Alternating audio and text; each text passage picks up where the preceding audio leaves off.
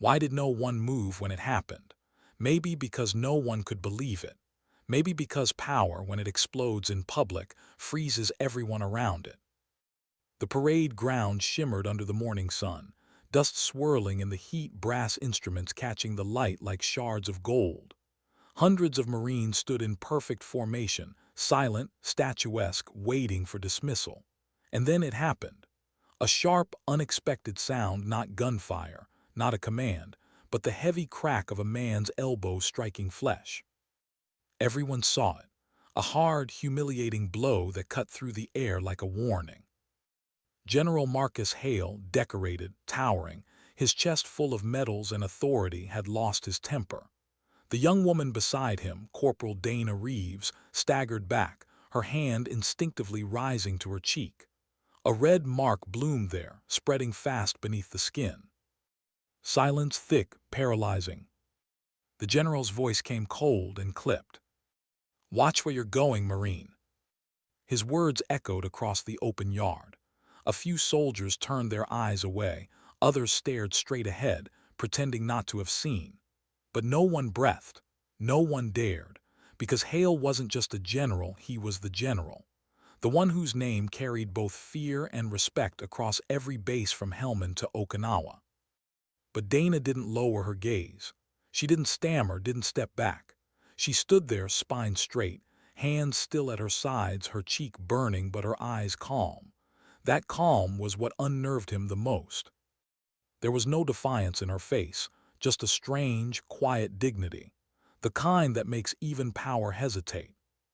Someone in the formation whispered, barely audible, "That's Reeves from Kandahar." Another voice followed, hushed, reverent. "The one who carried 3 men out under fire." The general blinked. He hadn't known. The name had crossed his desk only once, a transfer notice. Logistics duty. No mention of the Silver Star, no mention of Helmand. And yet there she was. For a moment, even the sun seemed to dim. The air thickened with the weight of what had just happened, not just an act of anger, but the shattering of something sacred. Respect. Dana's lip trembled slightly, but she controlled it. Years in the field had taught her the difference between pain and weakness. Pain you endure, weakness you choose. The general's jaw tightened. His voice rose again, harsher now, trying to reclaim control. "Dismissed." No one moved. The silence stretched longer than it should have. A captain, older, watchful, finally stepped forward. His tone was cautious but firm. "Sir, permission to speak." Hale turned, irritated. "Make it quick, Captain." "Sir, Corporal Reeves earned a Silver Star for leading Bravo 6 during the fall of Helmand." The general froze. His eyes flickered, not with guilt, not yet, but with something he hadn't felt in a long time, uncertainty. He looked back at Dana. Her eyes held his, unwavering. And that's when it started, the invisible shift, the kind that can't be ordered or undone. "Permission to speak freely, sir?" Dana asked. The words hung in the air. He hesitated, then nodded. "Granted." She inhaled slowly. "You taught us that respect is earned through strength," she said, "but real strength is knowing when not to use it." The yard went utterly still. Even the wind stopped moving. Something cracked in his expression, barely noticeable but real. For 30 years he had commanded men who obeyed before thinking. But this was different. She wasn't challenging his authority. She was redefining it. And deep down, he knew she was right. Before he could respond, the base commander stepped forward, breaking the spell. "That'll be all, Corporal," he said quietly. "Report to medical." Dana saluted. Her hand didn't shake. She turned sharply, walked past the rows of soldiers, all standing silent, eyes following her, unsure whether to feel pity or awe. When she was gone, the murmurs began, soft at first, then spreading like ripples in still water. "Did you see that?" She didn't even flinch. "That's Reeves. She's tougher than half the officers here." By evening, everyone on base knew. Not about the parade, not about the speeches or the medals. They talked about her, the woman who took a hit from a general and stood her ground without striking back. In the mess hall, the story grew with each retelling. Some said she'd smiled after the hit. Others swore she whispered something that made the general freeze. No one knew for sure, but everyone agreed on one thing: Dana Reeves had more courage in her silence than most had in battle. That night in her small quarters at the edge of the base, Dana sat alone by her desk. The mirror on the wall reflected the faint bruise darkening her cheek. She touched it once, lightly, then looked away. There were old scars hidden beneath that uniform, scars no one asked about anymore. She had seen fire, smoke, and the faces of men who didn't make it home, but nothing burned quite like humiliation. Still, she told herself, this wasn't about pride. This was about something deeper. She reached into her drawer and pulled out a folded letter, a worn piece of paper with a smudge of dirt and blood in one corner. It was from Captain Morris, her co from Helmand, written the night before he died. Reeves, if they ever try to make you small, remember what you carried. Remember who you saved. You don't have to shout to be heard. She closed her eyes. For a moment, she let the pain sink in, not the physical one, but the memory of carrying men twice her size through burning streets while the sky fell around them. The same streets that had taken her closest friend. That's why she didn't hit back. That's why she didn't need to. The bruise would fade, but she knew the general's conscience wouldn't. Across the base, in his private quarters, Marcus Hale sat in the dim light of his office. The glass of whiskey on his desk had gone untouched for hours. His reflection stared back at him from the dark window, sharp, proud, unyielding. But under the surface, something gnawed at him. He replayed the moment again and again, her eyes steady, unbroken. The words she'd said: real strength is knowing when not to use it. For a man who had built his entire career on command and control, those words were more dangerous than any enemy fire. He leaned back, exhaling hard. Somewhere deep in his mind, memories stirred, the ones he'd buried for decades. The village that went wrong, the innocent faces lost in a decision made too quickly. He told himself it was war, that it was necessary. But now, staring into the reflection of a woman's calm defiance, he felt something he hadn't in years: shame. He rubbed his temples and muttered under his breath, "What the hell happened to me?" Outside, the night was silent. The base slept, unaware that something unseen had already begun, not a battle, not yet, but a reckoning. Because sometimes, the biggest wars aren't fought on foreign soil. They're fought in the space between pride and truth. And General Marcus Hale, for the first time in his career, had no idea which side he was on. Meanwhile, Dana lay awake in her bunk, staring at the ceiling. The bruise throbbed faintly, but it wasn't the pain that kept her up. It was the memory of his face, not the anger, but that flicker of recognition. Like he'd seen something in her that reminded him of someone else. She didn't know what it meant yet, but she could feel it. The story wasn't over. Because sometimes, fate doesn't end things with a fight. It begins them with silence. And somewhere deep down, she knew. That morning on the parade ground would not be the last time she stood face to face with General Marcus Hale. Not by a long shot. 2 days passed and the bruise on Dana's cheek had turned from red to a faint purple bloom. The medical officer said it would fade in a week. She didn't care. The bruise was proof of something she couldn't explain, something that had shifted inside her, and she suspected, inside him too. At dawn, the sound of distant choppers broke the quiet. Engines whined, slicing the sky like angry hornets. The base stirred awake. Boots hit concrete, voices carried orders, metal doors clanged. But in the hum of activity, Dana felt strangely detached, like the noise was happening somewhere far away. She sipped burnt coffee from a tin cup and watched the horizon blush orange. Her fingers drummed the rim of the mug, restless. She hadn't slept much. Every time she closed her eyes, she saw that moment, the sudden motion of his elbow, the gasps, the stunned faces. But more than that, she saw the hesitation in his eyes afterward. Guilt, confusion. Humanity trying to surface through 30 years of hardened discipline. She wanted to hate him, but she couldn't, not yet. Corporal Reeves. The voice jolted her. Sergeant Kim stood in the doorway of the logistics hangar, clipboard in hand, face unreadable. Co wants you in command, briefing room 3. Now. Dana frowned. Me. Kim shrugged. Your name on the list, don't keep them waiting. Command briefing. That was above her pay grade. She rinsed her cup, straightened her uniform, and made her way across the base.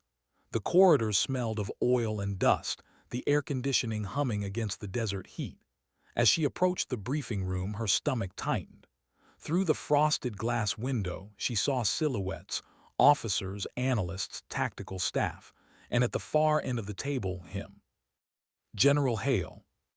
Her pulse spiked, but her stride didn't falter. She knocked once, opened the door, and stepped in. Every head turned. Corporal Reeves, reporting as ordered, sir. The general looked up. No medals today, just fatigues. The sharpness in his face was still there, but the arrogance was gone. He nodded slightly, almost like a silent apology. Take a seat, Corporal, he said quietly. The room buzzed with quiet tension. A digital map flickered on the screen, mountain ranges, coordinates, red dots marking potential hostile zones. 2 nights ago, Hale began, we lost contact with Recon Unit Theta-9, last known position north of Jalrem Valley. Intelligence confirms it's not enemy fire, it's abduction. A murmur swept the table. Who took them? Someone asked. Hale's jaw hardened. A rogue cell calling themselves the Crimson Hand. Ex-militants turned mercenaries. They've been hitting our supply convoys for months. He clicked to another slide. Grainy satellite images of a cave system buried deep in the mountains. That's where we believe they're holding our men. Dana's eyes narrowed. The terrain looked familiar: rocky ridges, winding canyons, narrow passes. She'd seen places like that in Helmand, places that swallowed convoys whole. A colonel spoke up. Sir, with respect, extraction's impossible without local support. We'd lose half our team just getting through that valley. Which is why, Hale said, turning slowly, we're not sending a team of half. He paused. The room fell silent. Operation Silent Ridge will be led by myself, he said, and by Corporal Reeves. Dana's breath caught. The words hit her like a shockwave. Someone at the table coughed awkwardly. Another officer leaned forward. Sir, with all due respect to Corporal. Hale's tone left no room for debate. You'll find her credentials in your briefings. Silver Star, Bravo 6, Fall of Helmand. No one spoke after that. He looked directly at her. Corporal, you know mountain warfare better than anyone here. You'll handle route reconnaissance and extraction planning. Dana's mind spun. Was this his way of making amends? Or something else? Atonement for the moment he couldn't take back? Yes, sir, she said, steady but cautious. When the meeting ended, officers filed out one by one. She stayed behind, organizing her notes. The room emptied until only the 2 of them remained. For a long moment silence, then softly, I owe you an apology. She froze. His voice was quieter than she'd ever heard it, raw, stripped of command. He continued, that day I lost my temper. No excuse. I've been angry for a long time, and you didn't deserve to carry that. She turned to face him. His expression was unreadable, but his eyes were tired, human. You were right, he said. Real strength isn't always about force. She studied him carefully. The man who once seemed unbreakable now looked like someone trying to remember who he used to be. Thank you, sir, she said finally. But we have a mission. Let's focus on that. He nodded, agreed.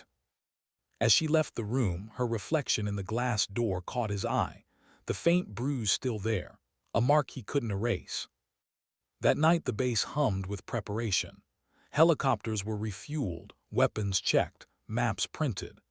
Dana worked alone at her station, marking possible infiltration routes across the valley. She traced every ridge, every creek, every dead-end path that could mean life or death. Her mind was sharp, but her chest felt heavy. She wasn't sure if she trusted him yet, but she wanted to believe people could change. At midnight, she heard footsteps behind her. "Still up?" It was Hale again. "Just making sure we don't walk into an ambush," she said without turning. He stepped closer, resting a hand on the edge of the table. "You ever sleep, Reeves?" "Not when men's lives depend on maps." A faint smile tugged at the corner of his mouth. "You remind me of someone." She looked up. "Who?" "A lieutenant I once had. Smart, brave, thought she could fix everything. She died believing she could." The air between them shifted. There was something almost fatherly in his tone, but weighted with regret. "I'm not her, sir," Dana said softly. "I know, but maybe you'll do what she couldn't. Teach me something before I'm out of time." She didn't reply. Some lessons, she thought, had to be learned the hard way. By dawn, the operation was greenlit. Silent Ridge would commence in 24 hours. As the team assembled on the tarmac, the wind howled, whipping sand across their boots. Dana stood beside the chopper, helmet under her arm. Her heart pounded not from fear, but from the weight of what lay ahead. The general approached, geared up in full combat rig. He looked different, not the man from the parade ground, but a soldier again. A man stripped of medals, carrying only purpose. "Ready?" he asked. "Always." He hesitated, then said quietly, "For what it's worth, Reeves, I trust you." She studied him for a heartbeat, searching for the lie. There wasn't one. "Then let's bring them home, sir." The rotors spun faster, drowning the world in a roar of wind. The team climbed aboard, and the chopper lifted into the blazing morning sky. Below them, the base shrank to a speck. Ahead, mountains rose like sleeping beasts, their shadows long and unforgiving. Dana stared out the open door, wind whipping her hair, eyes locked on the horizon. Somewhere out there, men were waiting, captured, scared, maybe already gone. And beside her sat the man who once broke her dignity in front of hundreds. Now they were bound by the same mission, the same chance at redemption. The pilot's voice crackled through the headset. 30 minutes to LZ, prepare for turbulence." Hale checked his weapon, then glanced at her. "If we make it through this," he said over the noise, "you can punch me back." She smirked faintly. "If we make it through this, sir, I won't need to." He laughed, a low, surprised sound that disappeared in the wind. But she wasn't joking. Because she didn't want payback. She wanted something harder, something neither of them could fake, respect earned the right way. The chopper veered left, skimming low over the ridge. The sun climbed higher, lighting the jagged terrain in gold and shadow. Below, the valley waited, quiet, dangerous, alive. And as they descended into that silence, Dana felt it again, that invisible pull between who she'd been and who she was becoming, between anger and grace. This mission wasn't just about rescue. It was about proving that restraint could lead men through hell better than rage ever could. And somewhere deep in her chest, beneath the scars and steel, she whispered to herself, "Maybe this is where we both learn what real strength means." The mountains looked peaceful from a distance, majestic, eternal, like a painting hung against the sky. But peace is deceptive in war. From the air, the jagged ridges seemed to breathe. Deep inside them, men vanished. The helicopter dipped sharply as it crossed the ridge. Dana gripped the frame, the roar of the rotors hammering in her ears. Ahead, the valley opened like a scar. The pilot shouted over the headset, 5 minutes to drop zone. Hale leaned forward. "Touchdown behind the western ridge. We'll move on foot from there." "Copy that." The chopper swooped low, skimming dust and sand until it set down hard. The moment the skids touched ground, Dana jumped first, signaling the perimeter clear. The air hit her like a furnace. Heat, dust, and the dry metallic taste of anticipation. 8 soldiers disembarked, weapons drawn, eyes scanning the ridges. Hale came last. He moved differently now, calm, deliberate, less of the swagger that once defined him. Dana gave a silent signal. The team fanned out. No words, no noise, just movement and the crunch of boots on rock. They followed a narrow ravine for nearly a mile before stopping in a shaded hollow. The map glowed on Dana's tablet. "Hostile camp here," she whispered, tracing her finger over a canyon bend. "Cave entrance 2 clicks northeast. Thermal scans show faint heat signatures, maybe 5 or 6 men." Hale nodded. "And the prisoners?" She hesitated. "No confirmation yet. If they're alive, they're deeper in." The general's eyes hardened. "Then we go deeper." They moved as one unit, slipping through the maze of rocks like shadows. The sun burned higher, but inside the narrow valley, light barely touched the ground. Dana could hear her own breathing, steady and controlled. Her senses sharpened the way they always did before contact. Every rock, every echo, every gust of wind felt amplified. At the first bend, she raised a fist. "Halt!" Ahead, faint voices. She crouched, motioning Hale to her side. Through a gap between boulders, 2 armed sentries stood outside a crude camp, tarps, crates, a half-buried truck. She mouthed 2 guards, both alert. Hale leaned close. "You take left, I'll cover right." They moved silently, splitting wide. Dana crept through the shadow, her boots soft on the dust. The guards shifted, muttering something in Pashto, lighting a cigarette. The moment the flame flickered, she lunged. One arm around his neck, hand over his mouth, the knife sliding in clean and quiet. She eased him down before he could fall. Across the camp, a muffled scuffle. The second guard was already down, Hale standing over him, weapon drawn, expression unreadable. When their eyes met, she saw the difference. The man who once struck her now moved with restraint, efficient, not cruel. "Clear," she whispered. They swept the camp, found nothing but empty ammo crates and dried rations. But something wasn't right. The fire pit was cold. "They left in a hurry," Dana said, "but not long ago." She knelt, touching the ashes, still warm. Hale crouched beside her. "They're moving the prisoners." "Question is where?" A crackle in her earpiece interrupted them. Sergeant Kim's voice came through, static-heavy. "Command, this is Recon 2. We've got movement on your 12 o'clock, 3 hostiles heading into the ridge path. Looks like they're dragging something." "Copy," Dana whispered. She gestured for the team to move. They followed the narrow path, climbing over broken rock until the ground leveled into a wide basin. There, figures in the distance, dragging 2 men bound and blindfolded.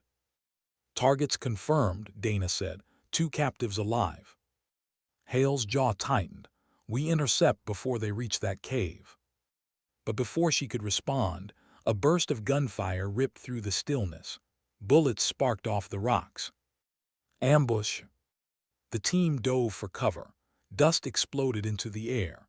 Dana rolled behind a boulder, returning fire. The valley lit up with chaos, shouts, muzzle flashes, echoes bouncing like thunder. She fired 3 controlled bursts. 2 targets dropped, but there were more. The enemy knew this terrain better. They were circling, trying to flank. "Reeves," Hale shouted. "Left ridge, cut them off." She sprinted, keeping low, sliding behind jagged rocks. Her rifle barked again, clean and steady. 1 shot, 2, then silence. The gunfire slowed. Smoke drifted through the basin. When she rose, she saw Hale crouched beside one of the rescued men, a bloodied corporal, dehydrated but alive. The other captive was in worse shape, unconscious. Dana hurried over. "They're breathing." "Good, we move." But before they could lift the second man, the corporal rasped, "You have to leave. It's a trap." Dana's head snapped up. "What trap?" The mountain answered for him. A deep rumble rolled beneath their feet, low, growing, alive. "Down!" Hale shouted. The ground erupted. Explosions tore through the ridge, rocks raining like fire. The shockwave threw Dana backward. Her helmet cracked against stone. Dust swallowed everything. She coughed, ears ringing. Somewhere through the haze she heard shouting, Hale's voice, distant but fierce. "Reeves, sound off." She tried to answer but choked on dust. Her hands scrambled for the radio. Nothing but static. When the smoke cleared, the world had changed. Half the team was gone, buried or scattered. The survivors were pinned in a shallow crater, surrounded by debris. The valley had become a death trap. Dana pulled herself upright.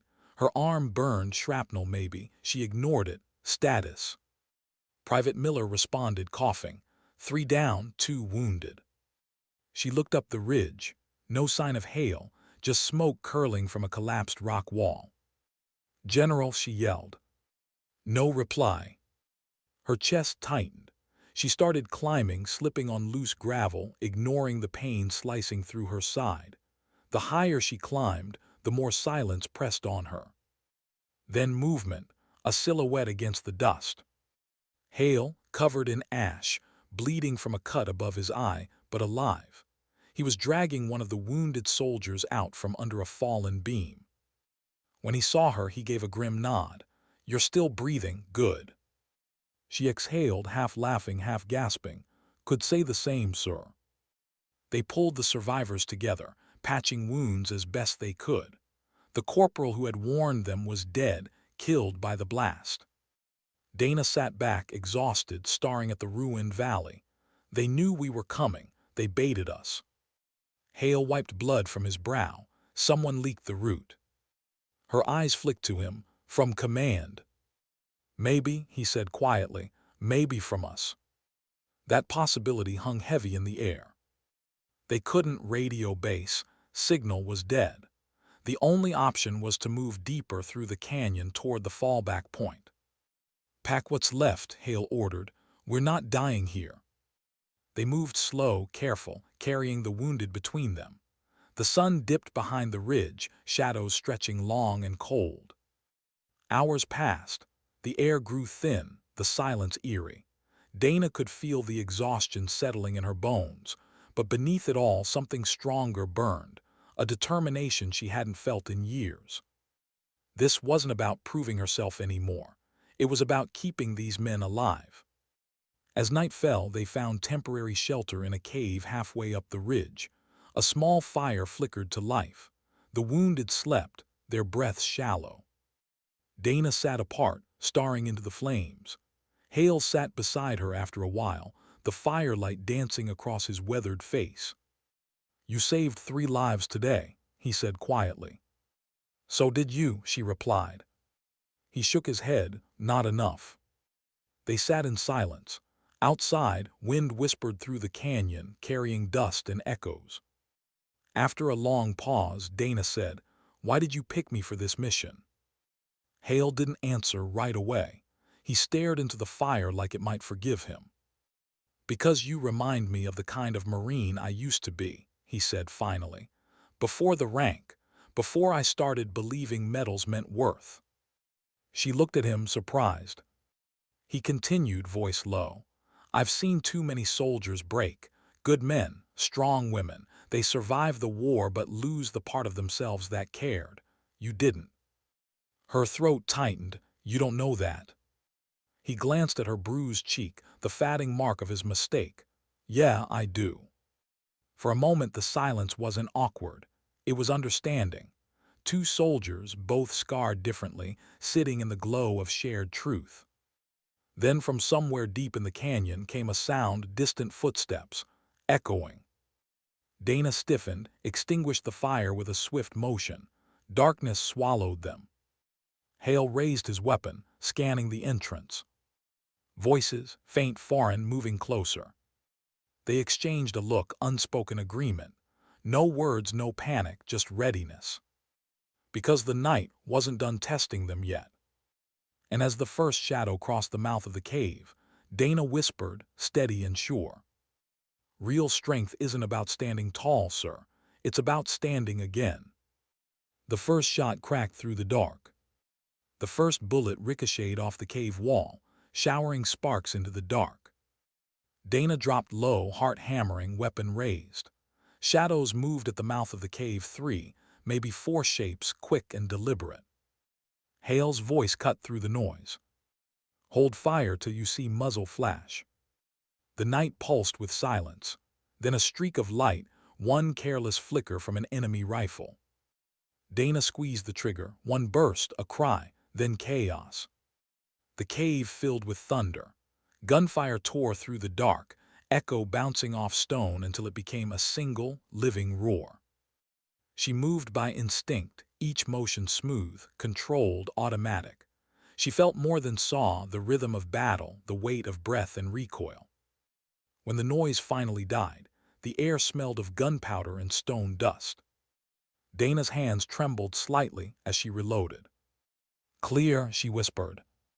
Hale swept the entrance, his flashlight cutting a thin beam through the smoke. 3 bodies lay crumpled.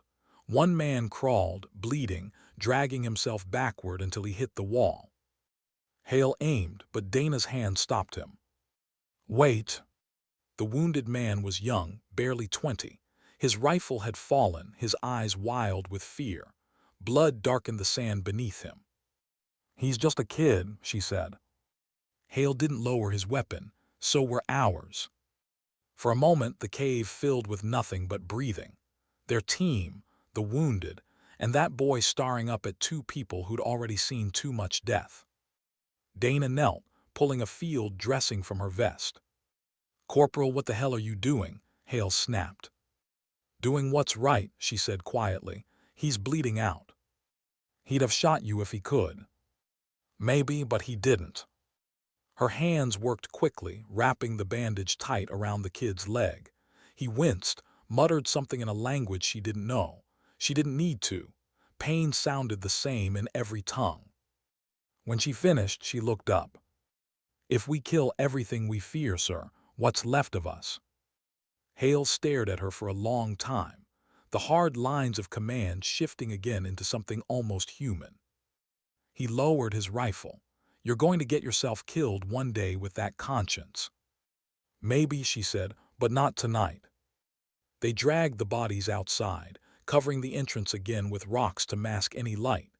Inside, the team regrouped, 5 left alive, 2 wounded, 1 prisoner. Miller whispered, "We can't hold here, ma'am, they'll send more." "Then we move before sunrise," Dana said. Hale checked his watch. 3 hours till dawn. We head north through the canyon and regroup at the extraction ridge. Radio's still dead, so we're on our own. He turned to Dana. "You lead, you know this terrain better." She nodded. They moved out under a sky streaked with fatting stars, the prisoner limping between 2 Marines. The canyon was colder now, shadows long and sharp. Every footstep echoed. After an hour, Dana signaled halt. She crouched beside a jagged boulder, scanning the valley ahead through night vision goggles. Movement, 100 meters. 2 hostiles, maybe scouts. "Can we avoid them?" Hale asked. "Negative, they're blocking the pass." He glanced at her, and for once there was no order, just trust. "What do you suggest?" She thought fast. "There's a ravine to the west. Narrow climb, but if we take it, we can loop around and flank. Risky, but clean." He grinned faintly. "You've done this before." "Too many times." They slipped into the ravine, the ground sloping upward. Loose gravel slid underfoot, threatening noise with every step. Dana's muscles burned, her breath shallow. The prisoner stumbled, almost falling. She caught his arm before he hit the rock. "Easy," she said. He looked at her, confusion and gratitude mixing in his eyes. For a second, she saw the truth. He was terrified. Maybe he'd never wanted to be part of this war at all. Behind them, Hale whispered, "We're clear, keep moving." They reached the ridge just as dawn bled across the sky. Light spilled into the valley, painting everything gold. And for one brief second, Dana forgot they were surrounded by death. Then came the shot. A single sharp crack from somewhere high above. Miller screamed and dropped. The team hit the ground. "Sniper," Dana yelled.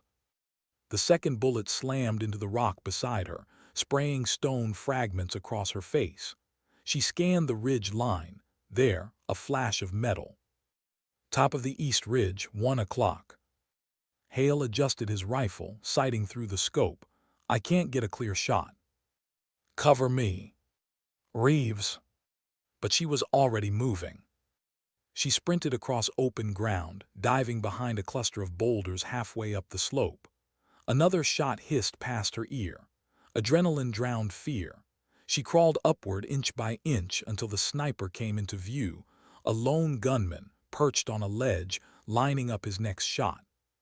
She steadied her rifle, exhaled once and squeezed. One clean hit, the sniper dropped. Below, Hale's voice called out, "Clear." Dana stayed still, breathing hard, letting the silence return. Her hands shook as the adrenaline faded. When she finally climbed back down, the general met her halfway. "You're insane," he said, half smiling. "Just efficient," she replied. They reached Miller. He was still alive but pale, the bullet grazing his shoulder. "You're good," she said, pressing a bandage. "You'll be fine." He managed a weak grin. "Remind me never to doubt you again, ma'am." She smirked, noted. As the sun rose higher, they pushed forward again, exhaustion setting in like gravity. Hours of silence followed, only the crunch of boots and the whisper of wind through stone. By midday they reached the upper ridge, a barren plateau overlooking the valley below. From here, the mountains stretched endless, cruelly beautiful. Dana stopped, scanning the horizon. "That's our extraction point," she said, 1 mile out. Hale lifted his binoculars. "Smoke to the east, probably enemy patrol. We'll need to move fast." They started the descent, but halfway down, Dana felt the earth shift beneath her boot. A click, too soft to be rock. Her blood turned cold. "Sir," she whispered, "stop." Everyone froze. She slowly knelt, brushing dust away. A buried pressure plate, wires leading into the rock. "Booby trap," she said.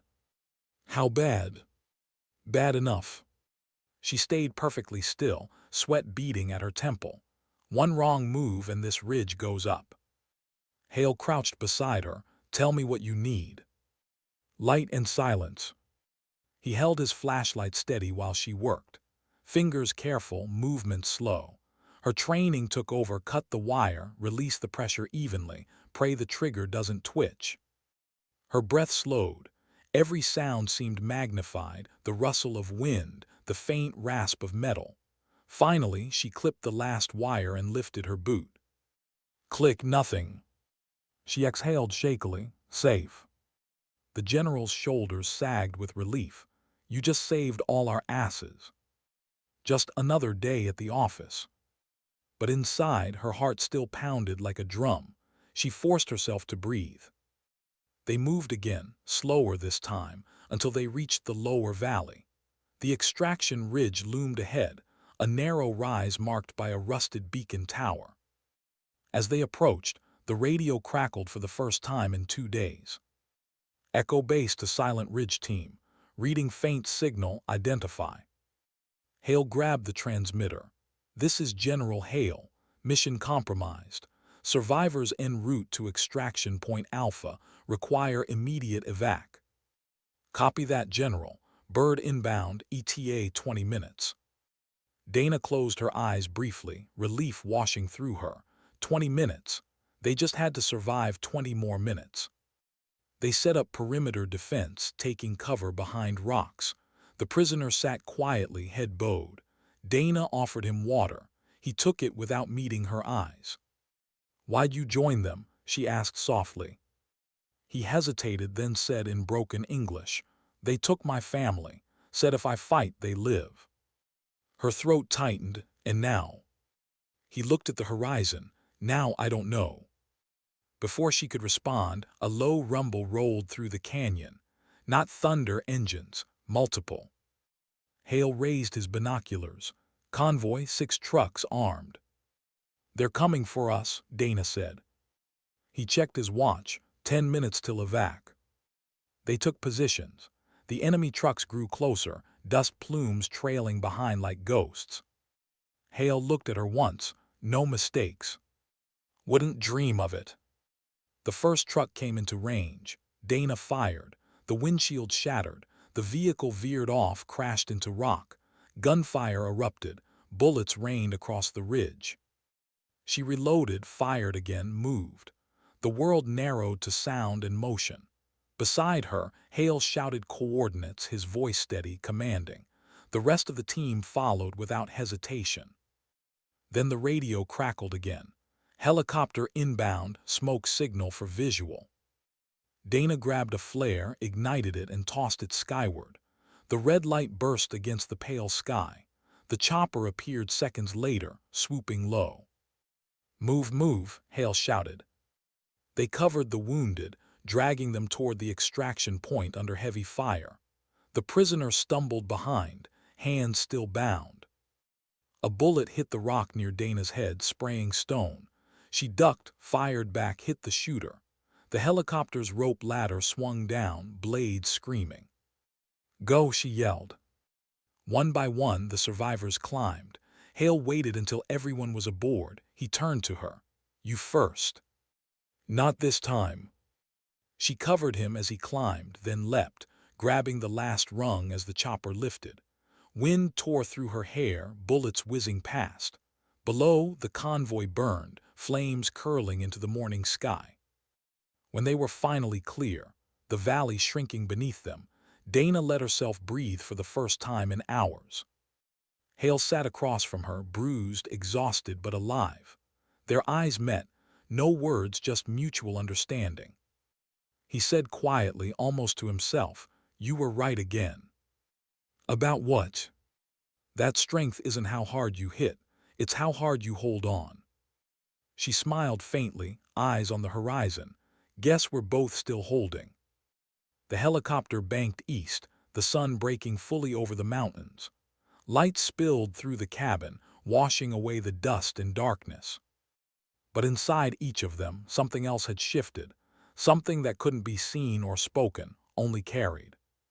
Because sometimes redemption doesn't roar. Sometimes it whispers, carried on the wind between two soldiers who finally understand what courage really means. The helicopter landed hard on the tarmac, its rotors screaming as dust swirled through the air. The survivors staggered out, sun-blinded and deaf from the roar.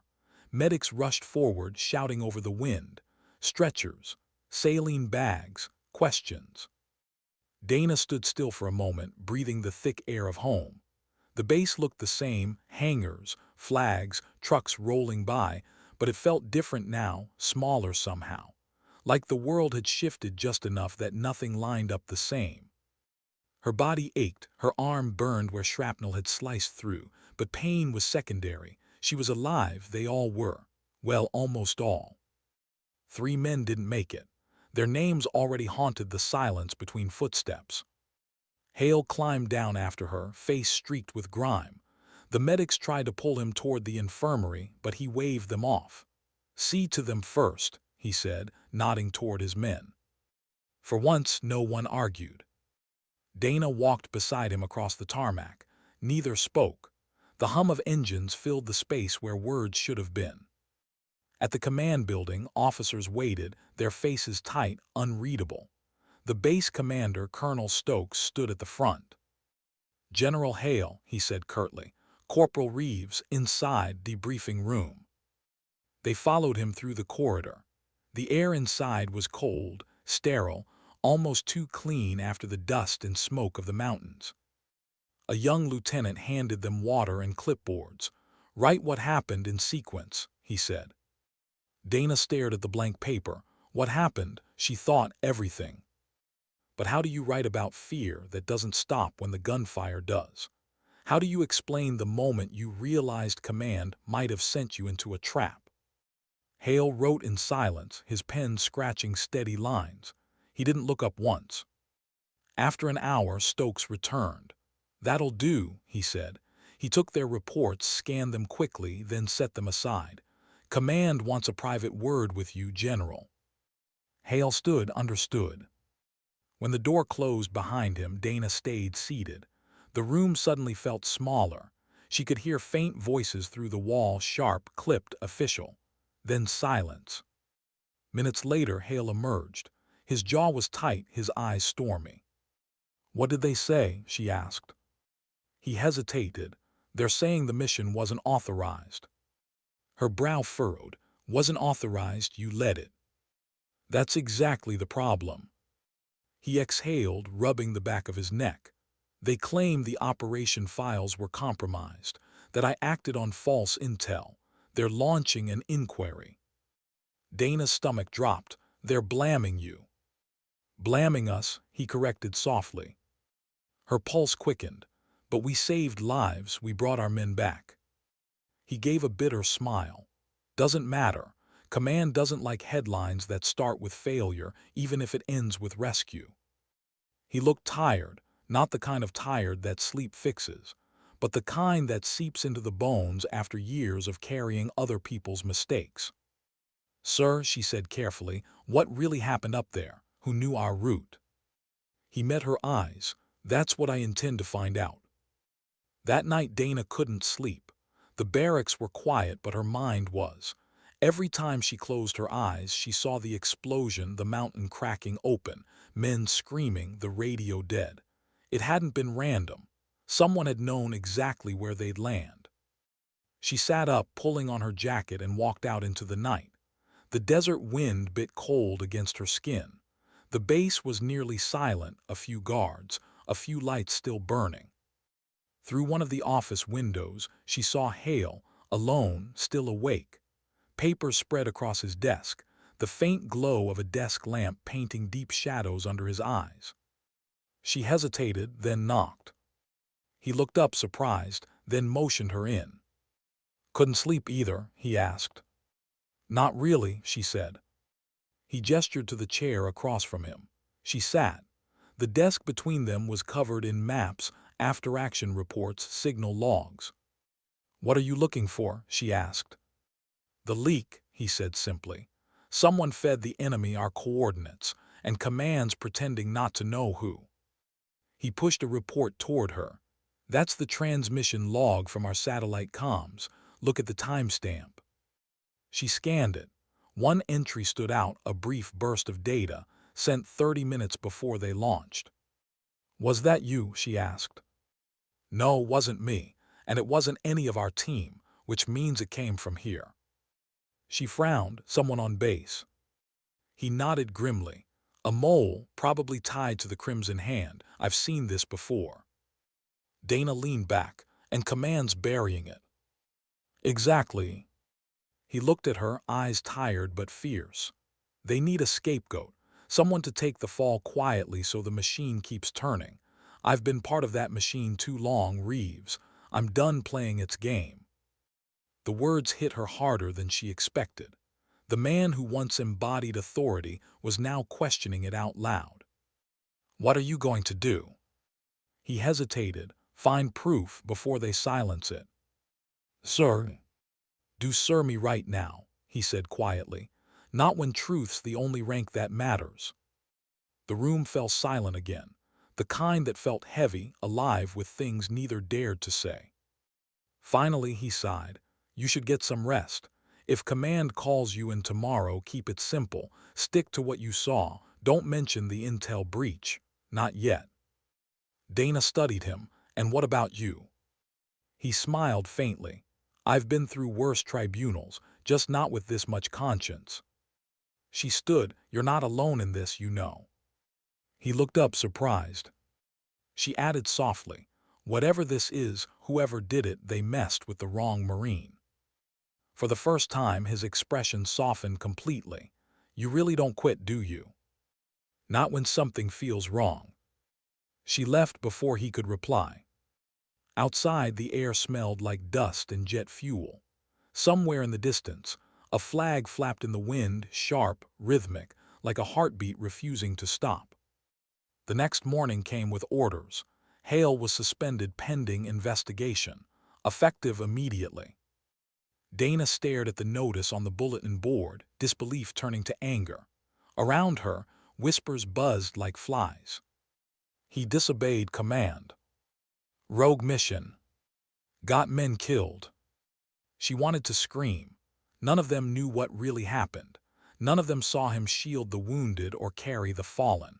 They just read what the reports told them to. When she walked into the mess hall, conversation stopped. Eyes followed her, not with pity but with quiet judgment. She sat alone, tray untouched. Her coffee went cold. Then a folded note slid across the table. No name, no rank, just one line. If you want the truth, Hangar 3, 2300 hours. Her pulse quickened. That night she slipped out under the cover of darkness. Hangar 3 sat at the far end of the base, half empty, filled with old transport drones and crates. Inside, a figure waited, Sergeant Kim. He looked nervous. "You didn't get this from me," he said quickly. He handed her a flash drive. "What's this?" "Intercepted data logs. I was on comms rotation before the mission. That burst you and the general saw. It wasn't encrypted like ours. It was tagged under a classified access key, command level clearance." Dana's stomach tightened. "Command level?" Kim nodded. "Someone high up gave away your route, and they're framing Hale to keep it quiet." She stared at the drive, heart pounding. "Does he know?" "Not yet, he's under watch. You didn't get this from me. I've got family, Reeves. Don't drag me into this." "I won't," she promised. When he left, she stood alone in the hangar, the faint hum of generators echoing around her. The flash drive felt heavier than a weapon. Somewhere above, the night sky stretched endless and dark. She clenched her fist around the drive. If the system wanted silence, it picked the wrong Marine to intimidate. Because Corporal Dana Reeves had already survived the kind of war that strips you bare. She wasn't about to lose herself to another, not this one made of lies and signatures. The war outside had ended. But the war inside the base was just beginning. The flash drive sat in Dana's palm like a live grenade. Small, ordinary, but inside it, the power to rip open everything command wanted buried. She slipped it into her jacket, glanced around the dark hangar, then stepped back into the night.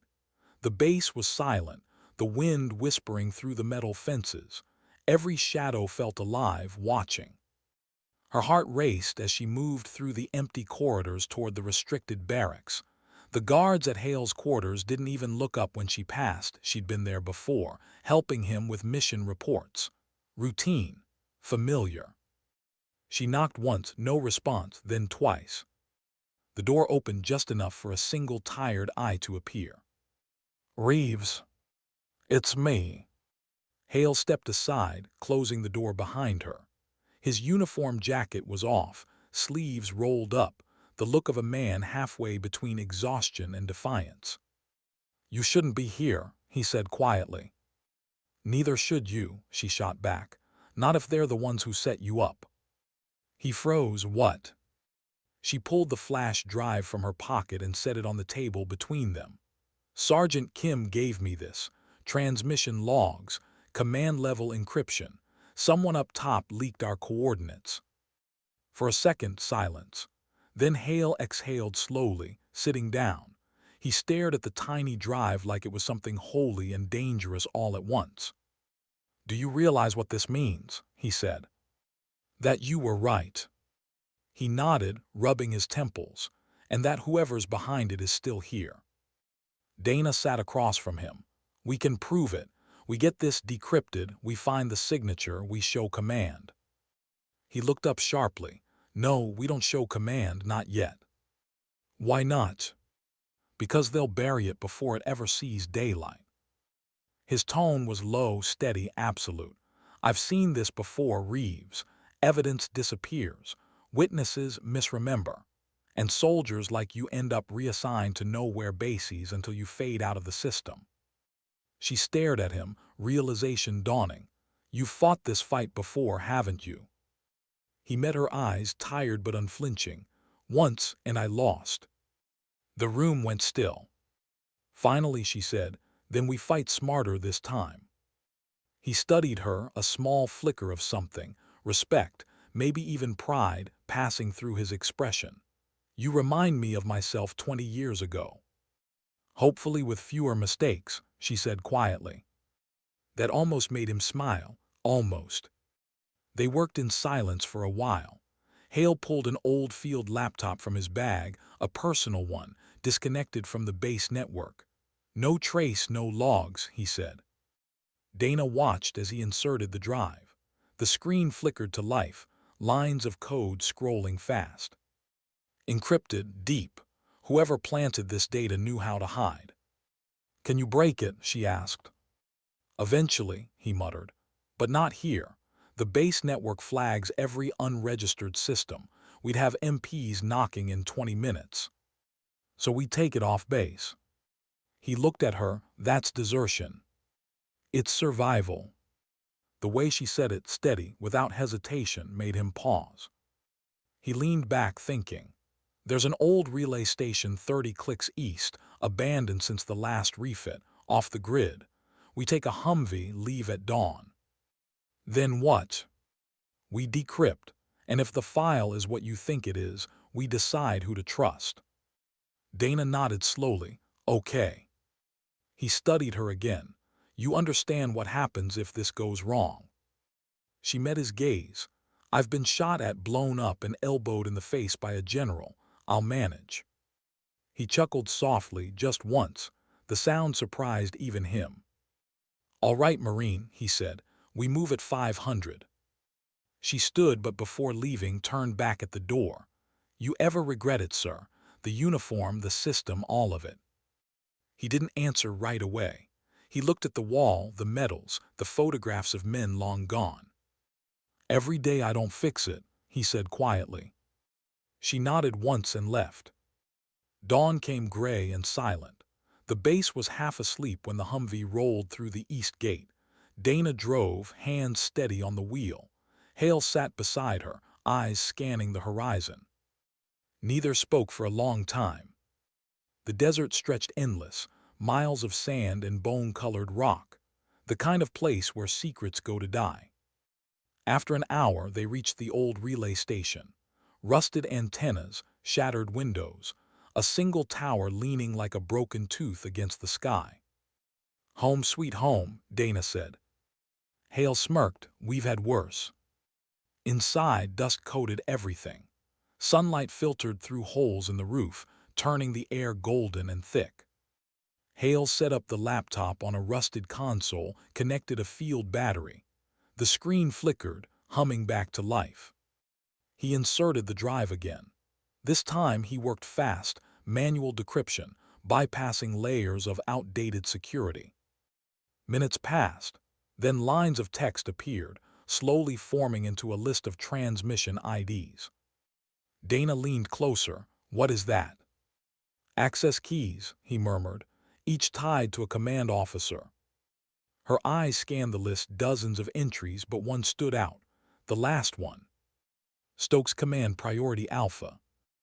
Dana's breath caught. Colonel Stokes. Hale's jaw clenched. That son of a... He stopped mid-sentence. A faint beep sounded. What's that? She asked. Motion sensors. He looked at her sharply. Someone's here. Before they could react, the door burst open. Armed MPs flooded in, weapons raised.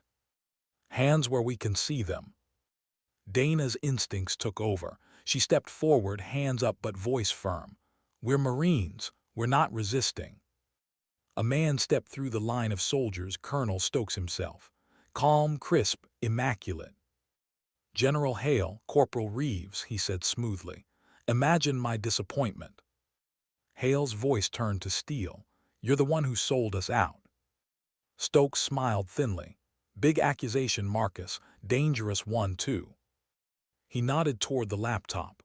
You've been busy. Unauthorized equipment, unauthorized data access. You know what that means. Means we got too close, Dana said quietly.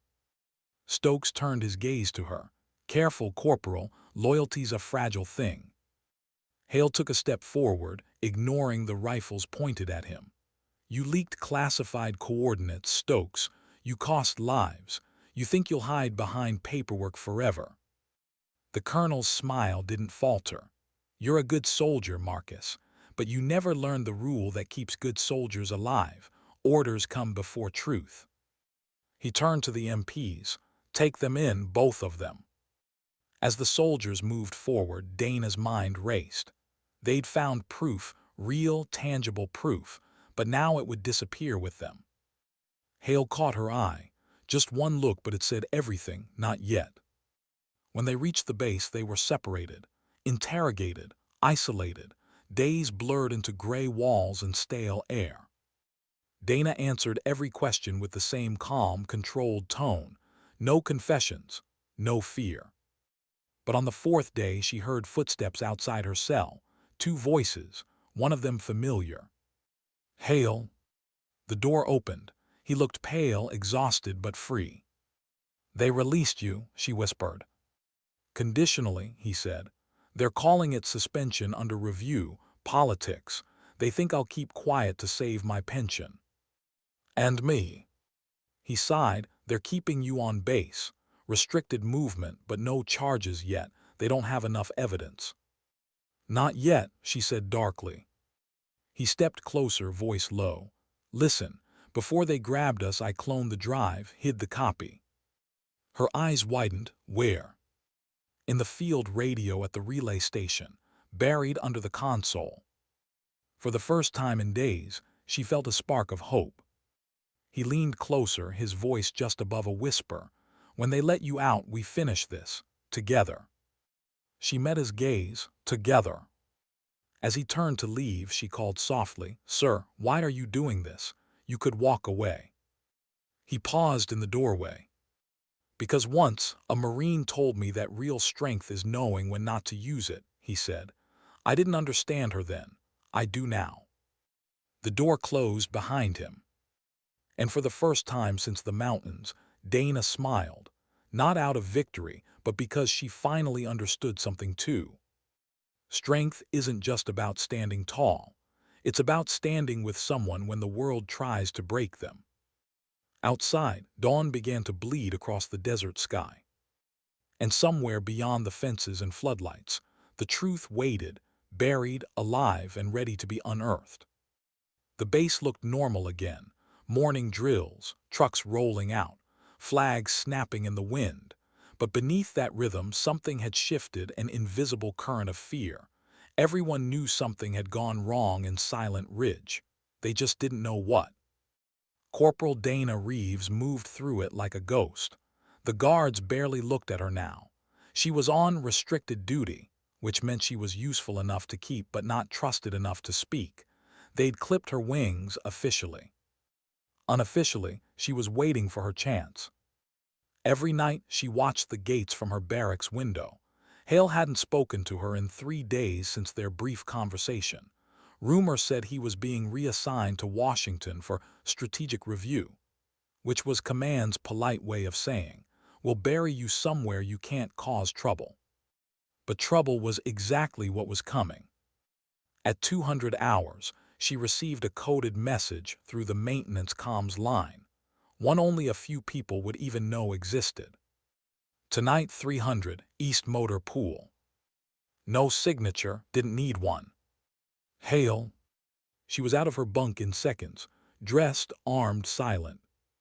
The motor pool was dark, only a few trucks parked in the far lot. Hale stood by one of them, the shadow of his figure illuminated by a faint yellow lamp.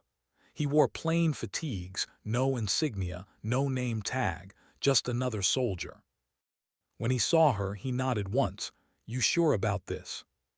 She smirked faintly. "Wouldn't be here if I was." He tossed her a pack. "Supplies, 2 hours east, same relay station, the copy's still there." She climbed into the truck beside him. The engine hummed to life and they rolled out of the base. No checkpoint challenges, no radio calls, just open desert swallowing them whole. For the first hour, neither spoke. The silence between them wasn't empty, it was layered: respect, guilt, trust. Finally she asked, "If we find proof, what then?" Hale kept his eyes on the horizon. Then we do what soldiers are supposed to do. Follow orders. No, he glanced at her. Protect the people the system forgets. She let the words settle. The road stretched endless, the stars sharp above them.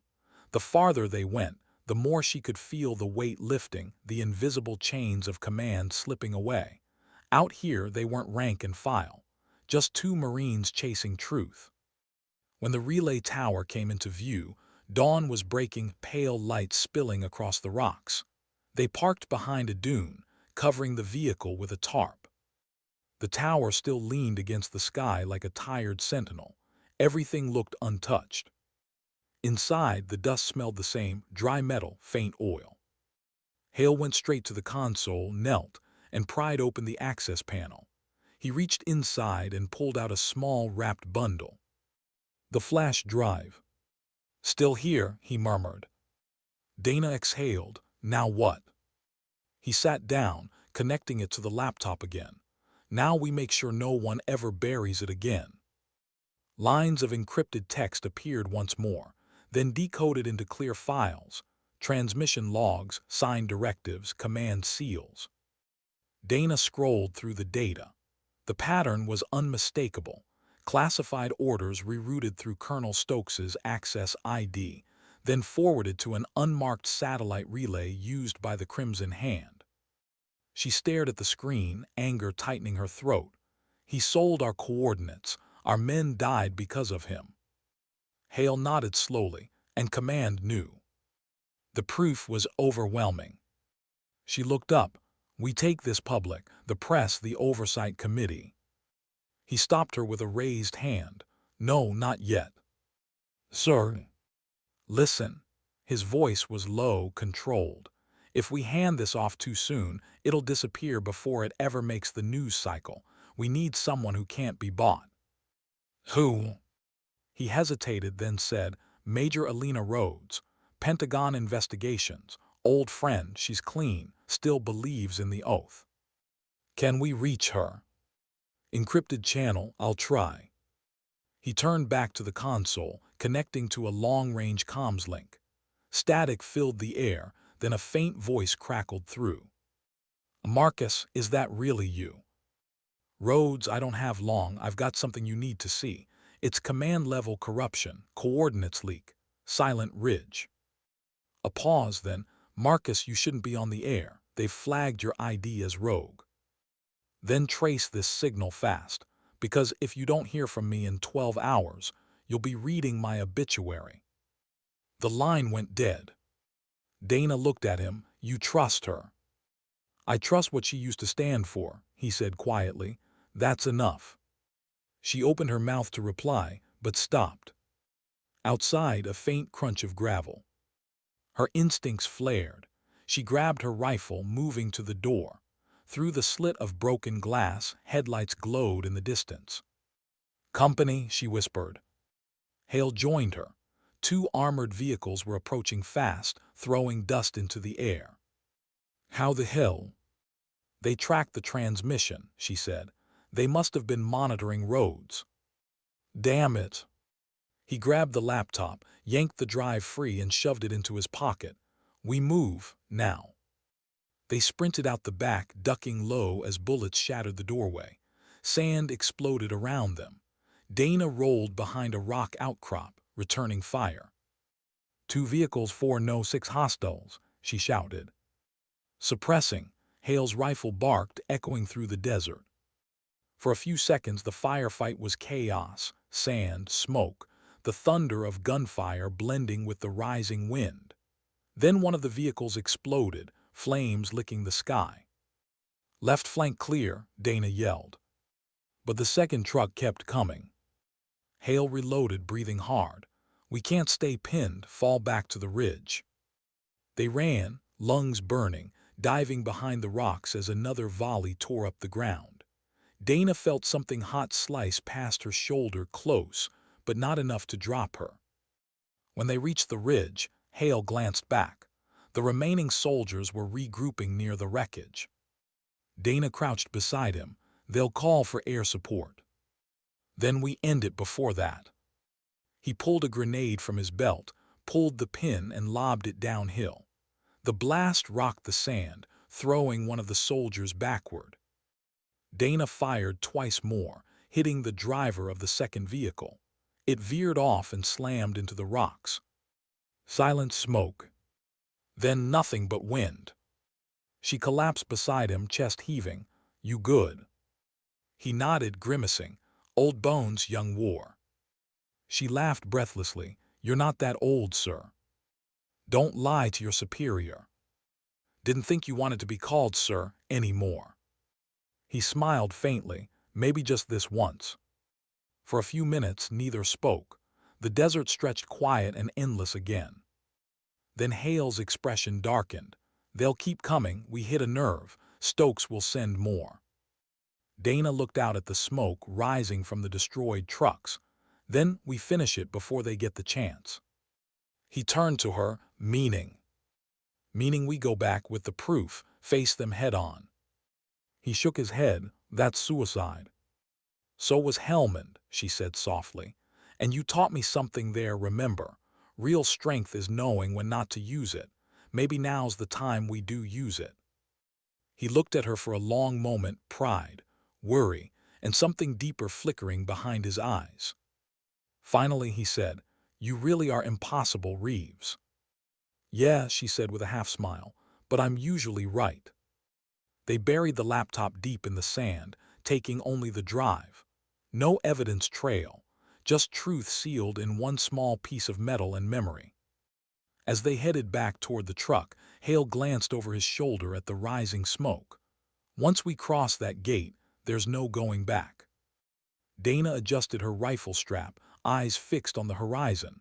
Wasn't planning to. They climbed into the vehicle, the engine rumbling to life. The sun climbed higher, washing the desert in blinding gold. Hale drove this time, hands steady on the wheel. The road home looked endless, but for the first time neither of them felt lost. They weren't running anymore. They were returning not to surrender but to confront. And somewhere deep inside the base, Colonel Stokes still believed his lie was safe. But he hadn't met two Marines like these before. Because this wasn't about revenge anymore. It was about something rarer, something the world forgets until it's too late. Honor, not the kind written on medals, but the kind carved into conscience. And by nightfall, that honor would be tested one last time. The desert looked almost peaceful on the drive back, flat horizons, sunlight burning the sand white. But peace was a lie. Beneath it waited consequence, heavy as the weight in Dana's pocket, the flash drive that could end a career or save every soldier who'd ever been used as cover for command's mistakes. Neither of them spoke for a long time. Hale's eyes stayed on the road, expression carved from stone. Dana watched the sky, half expecting a drone to appear, half wishing for quiet that wasn't this sharp. When the base finally rose from the heat shimmer, fences, towers, the flag snapping against a blue sky, her heart kicked hard. Going back felt like walking into fire. The checkpoint guard waved them through without a question. Rank still meant something, even when it shouldn't. They parked by the hangar, stepped out. The air felt too still. Every instinct in Dana screamed trap. "Last chance," Hale said quietly. "We could vanish. There's always somewhere far enough." She shook her head. "Running isn't strength, you taught me that." He almost smiled. "Guess I did." They headed straight for command. The corridors seemed narrower now, every step echoing louder than it should. Officers turned to watch as they passed, whispers chasing behind them like dust. At the end of the hall, Colonel Stokes waited outside the briefing room, arms crossed, confidence radiating like polished brass. "General Hale," he said smoothly, "I thought you learned your lesson." Hale stopped a few feet away. "I did. You taught it well, how corruption hides behind ceremony." Stokes's smile faltered. "Careful, Marcus. Words like that sound like insubordination." "Truth usually does," Dana said. He turned his eyes on her, cold and sharp. "Corporal Reeves, you should have been grateful we didn't court-martial you. Instead, you sneak off base with a suspended officer. Treason looks ugly on a service record. She met his stare without blinking. So does betrayal. Before he could answer, Hale stepped forward and placed the flash drive on the table between them. The small click of metal on wood echoed through the hall like a shot. "You recognize that, Colonel?" Stokes's eyes flicked to it, just for a fraction of a second, but enough. Hale continued, calm, deliberate. "Encrypted transmission logs, command-level access, your access, sent 30 minutes before Silent Ridge deployment, cross-checked with Crimson Hand intercepts." A flicker of color drained from Stokes's face. "That's absurd." Dana's voice was steady. "Then you won't mind if we show it to the Pentagon Investigation Office. Major Rhodes is expecting our call." The colonel's control cracked. "You wouldn't dare." "Try us," Hale said. For a moment, no one moved. The hallway was silent except for the hum of the fluorescent lights. Then Stokes laughed, a brittle, desperate sound. "You think you can win this? I have the board, I have command. They'll believe me before they believe a corporal and a disgraced general." Hale didn't answer. He just reached up, unpinned the insignia from his collar, and let it fall to the floor. The metal hit with a dull clang. "Then I'll stop being what you think I am," he said quietly. "A uniform doesn't make a man honest." Before Stokes could react, footsteps thundered from behind. MPs poured into the corridor, but they weren't pointing weapons at Hale or Dana. The lead officer saluted. "Orders from D.C., sir. Colonel Stokes, you're under arrest for espionage and treason against the United States." The colonel froze. "What?" From behind the MPs stepped a tall woman in civilian fatigues, Major Elena Rhodes. Calm, composed, authority without the showmanship. She looked at Hale. "You still owe me a bottle of scotch." He exhaled, half laughing in disbelief. "You got my transmission." "Every word. And the files," she said. She turned to Stokes. "We traced your financial transfers through 4 dummy accounts. You should have picked a better shell company." Stokes tried to speak, but the MPs were already pulling his arms behind him, snapping on cuffs. His voice cracked into a snarl. "You think this changes anything? You'll still be forgotten. The system will bury you, both of you." Dana stepped closer, eyes steady. "Maybe, but not today." They led him away down the hall. The sound of his protests faded into the distance, swallowed by the base's hum. When silence finally returned, Hale leaned against the wall, suddenly looking older but lighter, as if the weight he'd carried for 30 years had finally fallen away. Rhodes handed him a small data card. "We're transmitting copies of the files to oversight and press by morning. You did the right thing, Marcus, even if it kills your career." He nodded. It was already dead. Now at least it means something. She looked at Dana. "And you, Corporal, hell of a backbone. If you ever think of leaving the Corps, I could use people like you in investigations." Dana smiled faintly. "Appreciate the offer, ma'am, but I think I'll stay where the fight started." Rhodes nodded once. "Then keep it clean, Marine." When she was gone, the hall felt impossibly quiet.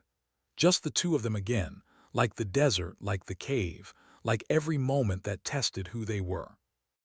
Dana turned to him. "It's over." He shook his head slowly. "No, it's just honest now." Outside, sunlight flooded the courtyard. The base moved on, routine, orders, drills, like nothing had happened. But word traveled faster than official memos ever could. By afternoon, everyone knew.